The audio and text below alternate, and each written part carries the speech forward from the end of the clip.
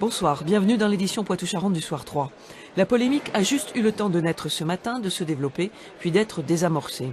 À Angoulême, sur la liste des 30 auteurs éligibles au Grand Prix du Festival de la BD, pas une seule femme. La réplique n'a pas tardé. Plusieurs auteurs ont décidé de se retirer pour laisser place à des consoeurs. Du coup, le délégué général du festival va ajouter des noms de femmes, tout en mentionnant qu'elles sont peu nombreuses dans ce milieu. Dans le passé, lorsque nous avons pu introduire des noms de femmes dans cette liste, ce dont on s'est aperçu, c'est qu'elles étaient dernières, elles apparaissaient en dernier sur les votes. Voilà. Et donc, si elles ont été sorties de ces listes, c'est aussi parce qu'à un moment donné, elles sont apparues les dernières dans les votes. Votes qui ont été portés par les auteurs. En 42 ans, une seule femme a obtenu le Grand Prix, c'était Florence Sestac, il y a 16 ans. 3 mois de prison ferme, assortis de 18 mois de mise à l'épreuve et l'obligation de suivre un stage de citoyenneté. Ce sont les réquisitions du procureur de la République d'Angoulême à l'encontre de 2 rappeurs. Au début 2015, dans un clip tourné à Gonpontouvre et diffusé sur le net, les 2 hommes se mettaient en scène en se réjouissant de violences mortelles à l'égard de policiers. Le syndicat Alliance avait porté plainte, déplorant aussi la dureté du climat anti-police dans la préfecture charentaise. Le jugement a été mis en délibéré au 2 mars.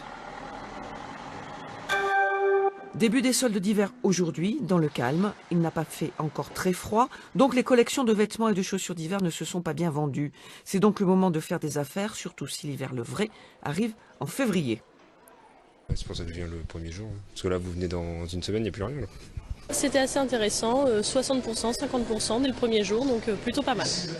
La période des fêtes de fin d'année s'est plutôt bien passée. À Poitiers, le commerce a été très actif dans tous les secteurs.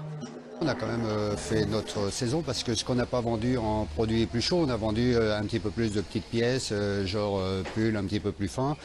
Contrairement à ce qu'on pourrait croire, on a quand même réussi à sauver notre saison, donc tant mieux pour nous. Il y a un effet pervers des attentats, pervers dans le bon sens pour nous commerçants de Poitiers, parce que je pense que les derniers jours, les clients ne pouvaient plus acheter sur Internet et on avait beaucoup de Parisiens qui étaient en famille et qui sont venus dépenser ce qu'ils n'avaient pas dépensé dans les grands magasins parisiens par peur.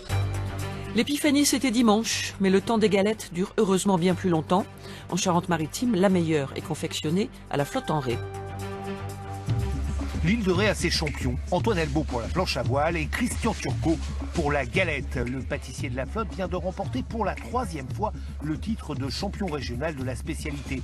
La compétition, notre homme adore ça, mais ce coup-ci, il a dû batailler ferme. L'avoir, c'est peut-être un coup de chance, mais le conserver, ça devient plus dur. Parce qu'on a les jeunes qui nous poussent derrière, qui essayent de prendre notre titre, ce qui est normal. Et j'ai dû me remettre en question parce qu'au concours départemental, j'ai fini 2e. Et ça m'a un petit peu mis la pression, j'ai modifié un peu ma recette et j'ai fini premier au concours régional. Une bonne galette commence par le feuilletage, la base du métier. Il faut laminer le beurre, ici, de Charente-Poitou, avec la pâte en effectuant des tours et en respectant les temps de pause. On appelle cela tourer. Chaque fois, la couche de pâte et de beurre est multipliée avec le pliage.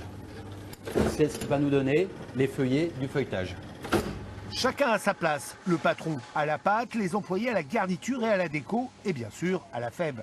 Une organisation bien rodée, il le faut. Pendant le mois de janvier, on produit ici quelques 3700 galettes. Pour la frangipane, Christian Turcot utilise des amandes de Californie, du sucre, du beurre, des œufs et... Ensuite, c'est un petit peu de crème pâtissière, un pourcentage que je ne pourrais pas vous donner, mais un peu de crème pâtissière pour faire de la crème frangipane, qu'elle soit un petit peu plus souple à manger. Et le rhum, c'est pareil, vous gardez ce C'est une sélection de plusieurs rhums. Rhum bleu, rhum... Rhum brun, je vous en dirai pas plus. Une toute petite heure au four à 160 degrés et voilà le beau travail. Par devoir d'investigation, nous avons goûté. Elle est très bonne. C'est parfait. Ce sera la plus grande salle d'escalade du Grand Sud-Ouest en matière de capacité d'accueil. Déjà imposante, la structure installée dans le bâtiment La Clameur à Niort va être agrandie. C'est une entreprise locale qui a mis au point un système très innovant pour gagner des mètres carrés de murs d'escalade.